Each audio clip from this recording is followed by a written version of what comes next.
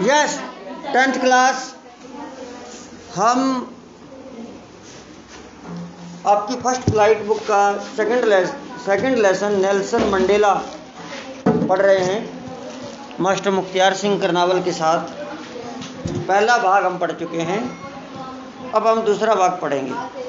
आज 24 जुलाई सन 2023 है, तो शुरू करते हैं। कुछ क्षणों के बाद जब वो भाषण दिया नेल्सन मंडेला ने, तो कुछ क्षणों के बाद हमारी आंखें विस्मय से उठी जब यूनियन बिल्डिंग के ऊपर दक्षिणी अफ्रीका जेट हेलीकॉप्टर एक उपस्थित तरीके से दिखाई दिए। हेलीकॉप्टर उड़ा ऊपर।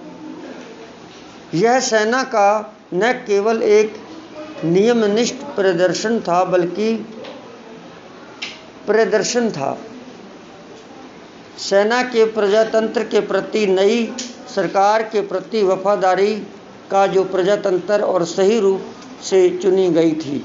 ऊपर जहाज उड़ा ना वेलकम करने के लिए। कुछ क्षण पहले दक्षिण अफ्रीका की सुरक्षा सेना और पुलिस के उच्च जनरलों ने, जिनकी छाती पर बीते दिनों के रिबन और पदक थे। रिबन होते हैं ना, वो जो बड़ा अफसर होता है, मुझे सलामी दी और वफादारी की शपथ ली। मैं उस तथ्य से आज भी अनजान नहीं था कि कुछ वर्षों पहले उन्होंने मुझे सलामी न देकर गिरफ्तार किया था। अंत में इम्पाला जेट विमानों ने दक्षिण अफ्रीका के नए ध्वज के काले, लाल, हरे, नीले और सुनहरी रंगों के धुएं को वी के आकार में छोड़ा। वी मतलब विजय, विक्ट्री। तो नेल्सन मंडेला ये कहते हैं कि जब मैं राष्ट्रपति बना, मैंने शपथ ली, तो कुछ अफसर उन्होंने भी शपथ ली, जिनके रिबन वो हरे हरे और मेडल्स लगे हुए थे, बड़े बड़े अफसर। आज वो मेरे को सलामी दे रहे थे, जबकि मुझे वो दिन याद है जब कुछ सालों पहले इन्होंने ही मेरे को गिरफ्तार किया था और जेल में बंद कर दिया था। तब मैं राष्ट्रपति नहीं था, अब मैं राष्ट्रपति बन गया। तो ये बातें वो कह रहे हैं। वह दिन मेरे लिए प्रतीक था हमारे 2 राष्ट्रगान बजाने का। खड़ा रहे, तू मुर्गा बन जाए। आपसे कह रहा हूँ मैं, अगर आपको देख लिया ना मैंने हंसते हुए, मैं मुर्गा बना दूंगा, ध्यान कर लेना आप। तो राष्ट्रगान एक देश में एक ही होता है, लेकिन उस देश में 2 राष्ट्रगान बने। 2 तरह की जातियां थी ना, और एक स्वपन की श्वेत नया राष्ट्रगान गाएं और अश्वेत उस गणतंत्र का पुराना राष्ट्रगान गाएं।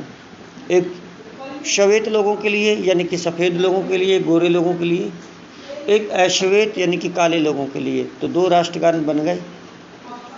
यद्यपि उस दिन उनमें से कोई भी उस गीत के बोल नहीं जानता था जिससे वे कभी घृणा करते थे, परंतु वे शीघ्र ही ये शब्द सीख जाएंगे।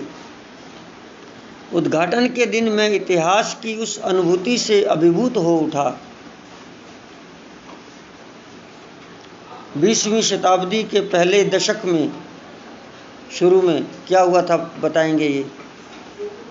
कुख्यात आंग्ल वॉर युद्ध के कुछ वर्षों पश्चात और मेरे जन्म से पूर्व दक्षिण अफ्रीका के श्वेत चमड़ी वाले लोगों ने, गोरे लोगों ने आपस में समझौता करके अपने देश के, जो जिनका देश है, अपने देश के अश्वेत यानी कि काले लोगों के जातीय दमन की प्रथा आरंभ की।